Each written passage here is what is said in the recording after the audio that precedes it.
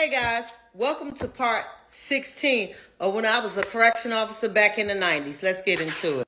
Okay, so this particular day I'm working female R&D. That's receiving and discharging. So that means when the police get them at the precinct and they book them, they bring them to the jail. So when they come through the jail on female R&D, that's considered receiving and discharging. So this particular day I'm working female R&D. So this one young lady comes through. So she come through, she looked kind of like maybe she was high or whatever the case may be. So once you fingerprint them and you get all of the information, you know, like you fingerprint them and you make them a DC, you take their DC, you give them a DC number, you put the band on them, and then you sit them in a cell until you get them ready to de-lice them, because you have to spray them down before they can go on the housing unit.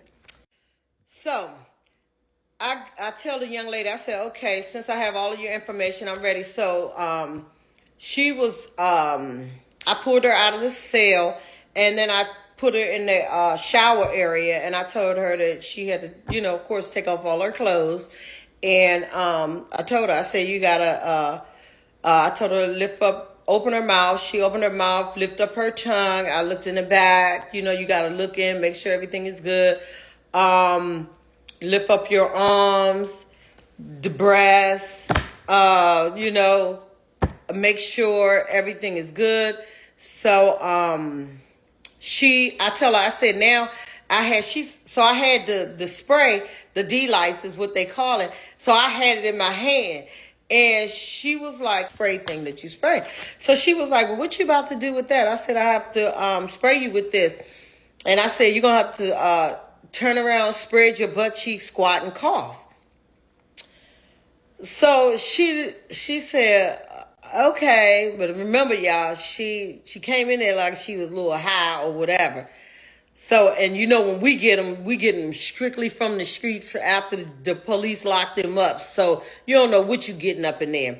So when the girl went to spread her butt cheeks and squat and cough, and I mean, when she squatted, the smell that came from between her legs was disgusting. I never smelled no shit like that before. But anyway, when she squatted, this big hunk of something fell from her. So I'm assuming she had it stashed up in her private area. So it fell out, and it was like a bubble. Come to find out, it was like I guess she had it was like plastic, because I was like, I'm not touching that.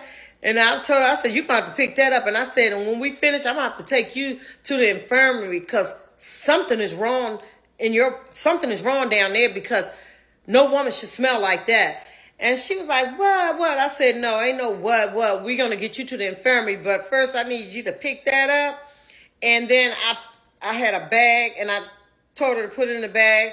I sealed the bag up, because I don't know what it was, but it was something wrapped in plastic. And come to find out, it was drugs. She was trying to get the drugs up on that unit. So, because when they come from the police station, they not frisking them like we do. So after I bagged everything up and sealed everything up, including the drugs that she was trying to smuggle on the unit, I immediately took her to the infirmary. Come to find out, she had a very bad infection. So, yeah. The day in the Department of Corrections. Stay tuned. Well, I think it's 17. I'm not sure. Just stay tuned.